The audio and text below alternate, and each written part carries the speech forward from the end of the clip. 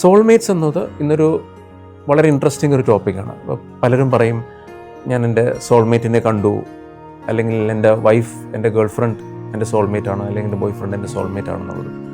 അപ്പോൾ സോൾമേറ്റ് എന്ന് നമ്മൾ ഉദ്ദേശിക്കുന്നത്, അല്ലെങ്കിൽ ആ വ്യക്തി ഉദ്ദേശിക്കുന്നത് എല്ലാ കാര്യത്തിലും എന്നോട് കമ്പാറ്റബിളാണ്, ഞങ്ങൾ തമ്മിൽ ഭയങ്കര അൺബിലീവബിൾ കെമിസ്ട്രിയാണ്, ഞങ്ങൾ തമ്മിൽ പരസ്പരം മനസ്സിലാക്കുകയും we are made for each other, we are part of one soul എന്നാണ് ആൾക്കാർ എപ്പോഴും ചിന്തിക്കുക. എന്നാൽ സോൾമേറ്റ് എന്ന് പറയുന്നതിന് നമ്മളിപ്പോൾ നോക്കുകയാണെങ്കിൽ അതിനൊരു എവിഡൻസ് ഉണ്ടോ? ഒരു വ്യക്തിയുടെ സോൾമേറ്റ് ആണ് മറ്റൊരു വ്യക്തി, രണ്ടുപേരും ഒരു സോളാന്നൊക്കെ ചോദിച്ചാൽ നമുക്കത് പറയാൻ സാധിക്കും. പക്ഷേ ഇതിൻ്റെ പുറകെ റിസർച്ചും കാര്യങ്ങളൊന്നുമില്ല. പിന്നെ ഒരു വ്യക്തി, നമ്മളൊരിക്കലും നമ്മുടെ സോൾമേറ്റിനെ തിരഞ്ഞെടുക്കാൻ സാധിക്കില്ല. പക്ഷേ നമ്മൾ ഒരു വ്യക്തിയുടെ കൂടെ റിലേഷൻഷിപ്പിൽ നീങ്ങുമ്പോൾ ആ വ്യക്തിയെ നമ്മുടെ സോൾമേറ്റ് ആക്കാൻ സാധിക്കും. Soulmates are not, people don't meet a soulmates, people make each other soulmates എന്ന് പറയും.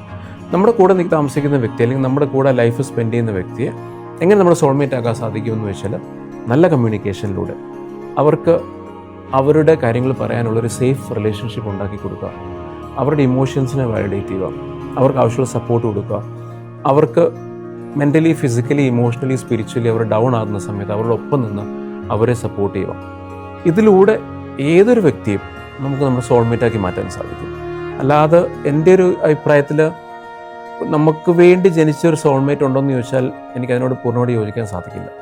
കാര്യം നമുക്ക് ഏതൊരു വ്യക്തിയെയും നല്ലൊരു റിലേഷൻഷിപ്പിൽ, ഒരു ഹെൽത്തി റിലേഷൻഷിപ്പ് ക്രിയേറ്റ് ചെയ്തെടുക്കാനും, രണ്ടുപേരും കൂടെ ചേർന്ന് കഴിഞ്ഞാൽ ആ നല്ല റിലേഷൻഷിപ്പ് മുമ്പോട്ട് പോകുമ്പോൾ രണ്ടുപേരും പരസ്പരം സോൾമേറ്റ് ആയി മുമ്പോട്ട് നിൽക്കാനും യാതൊരു കുഴപ്പമില്ല.